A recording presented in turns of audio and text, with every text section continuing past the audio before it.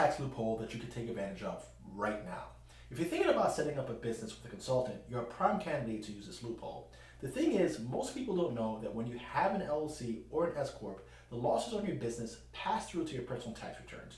By reporting a loss, you get more deductions and a larger tax refund. My consulting firm, Passive Workforce, sets up healthcare companies like nursing agencies, home care agencies, and adult daycare centers.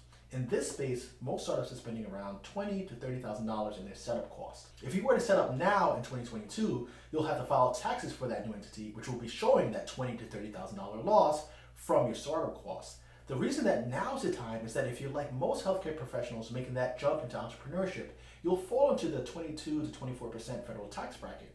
By reporting this loss, you will increase your refund amount by $4,000 to $7,000, which in essence reduces your startup cost.